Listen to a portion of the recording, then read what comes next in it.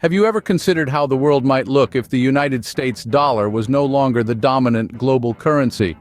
In a world where economic powers are shifting and new players are emerging, the concept of de-dollarization is becoming increasingly relevant. Take the case of Russia. Western sanctions have led to economic stagnation and a shift towards dependence on China.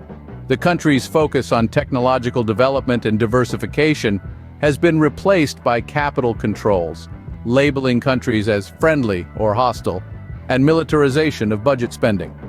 This shift has seen the Russian economy moving away from the dollar and towards the Chinese yuan, a process known as yuanization.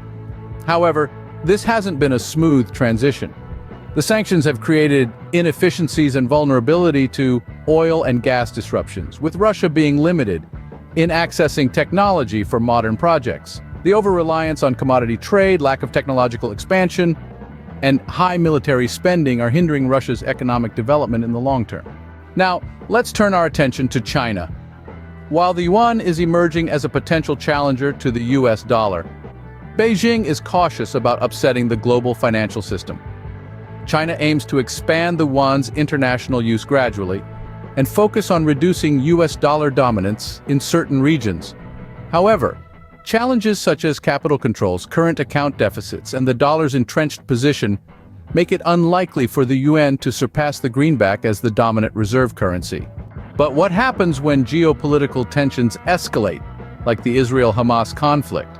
According to Wall Street veteran Jim Rickards, the conflict has the potential to escalate into a global financial crisis.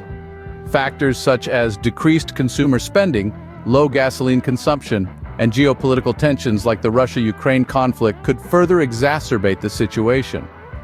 Rickards also highlights concerns about the de-dollarization trend and the potential impact of economic sanctions on the US dollar. To sum up, de-dollarization is a complex and multifaceted issue. Russia's yuanization process shows the difficulties of moving away from the US dollar, while China's cautious approach underlines the challenges of replacing the greenback.